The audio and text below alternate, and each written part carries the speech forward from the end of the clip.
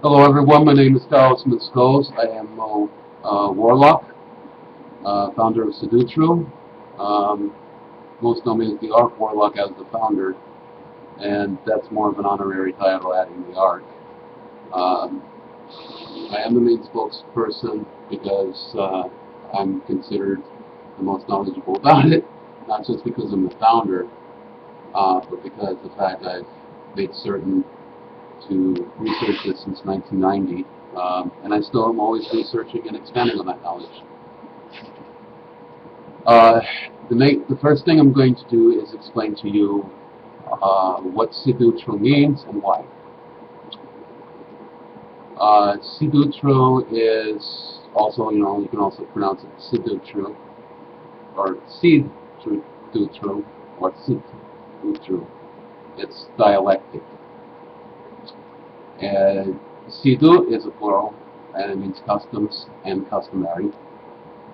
And true means the same as true or truth, and hence consistency, da da da. So as a compound word, Sidutru means customary truth, and it's rooted in languages like Old Saxon, Norse, Swedish, Scottish.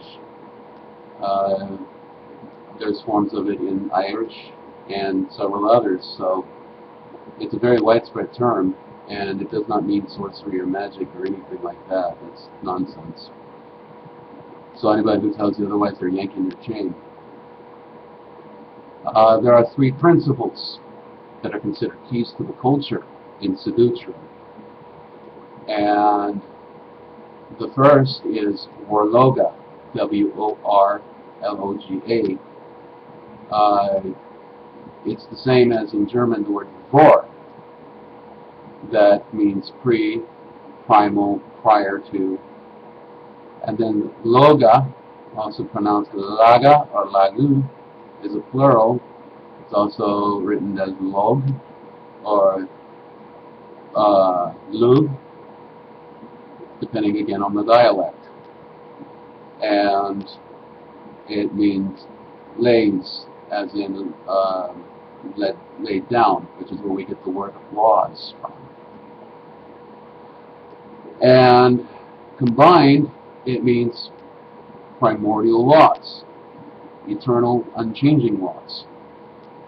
Things from the very beginning are the same as what they are now, as what they will be to the far unknown end in the future. So that's what Worloga actually means. And what others have warped to mean something entirely wrong.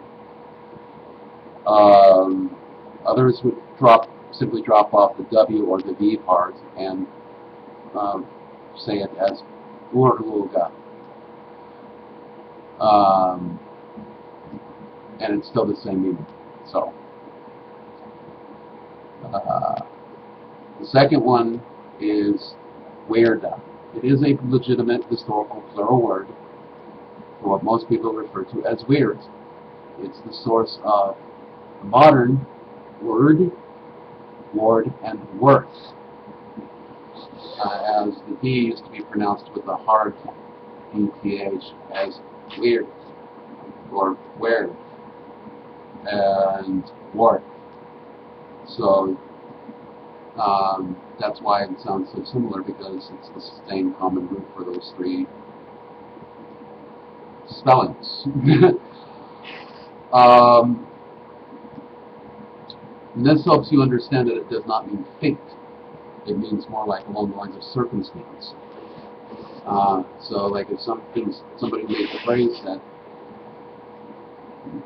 Wyrda has shaped this for me, it means circumstances has shaped this for me. The circumstances that have led up to the situation, because the circumstances will have their way.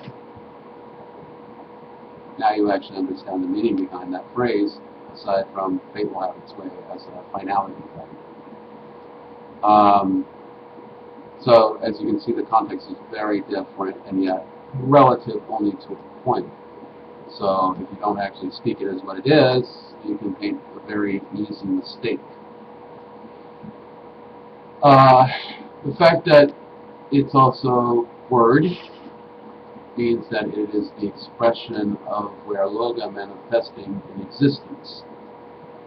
As it is the word of creation, it's what keeps all the dynamics and the harmony of things working through processes of cause and effect, which in itself is the processes of evolution that is necessary for the diversity of things to establish the harmony of all life together, both spiritually, personally, and interpersonally, on an immanent as well as transcendent level. So it's all encompassing in that respect. And because it's also the source of the word for worth, as worth, it literally means how things all have their place to contribute to the whole picture from their one part of many parts.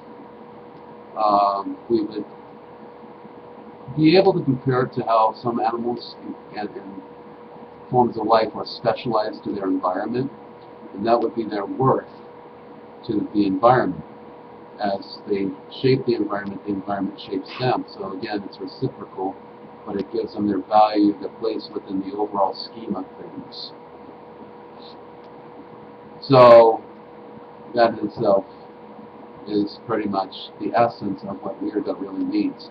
Someone tried to go in and explain it completely off track and try to claim it's only purely a personal thing, a personal free will. And while that's true to a point, that's really not it. It's what I just told you is what it really is. The third is Wejas. Literally pronounced way-as, not ass or as, although some can say it that way and it's not what it's actually pronounced as. Some people back in the day took the H and moved it over and tried to make it sound like house or house, but that's spelled with an H-A-U-S or an H-U-S for house, for a dwelling, and try to claim it was a shrine. No, it means literally our beingness, literally from way, W-A-H, for being, and es for us, and literally had the context, like I said, our being, our essence, our life force that we all share in common with everything that literally has breath. It is literally the concept of eternal energy itself. Some people would also refer to as the animating force and essence within things, as well as what things are made from, and which all souls are ultimately composed, which would be called a way that has the context of both spirit and soul, or ghost, which is the context of the entire being of the person, what's called a way. Another version of that is ve and fe, so that should wake you up on that. But anyway, it just means being. So those are the three interacting principles, and how these work together, which is also not always explained right by most people because they don't really understand it. They try to, but they just don't understand it.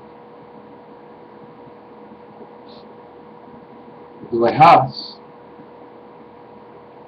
or Weas, is the energy that makes the Worloga, the eternal laws, able to manifest the Wyrda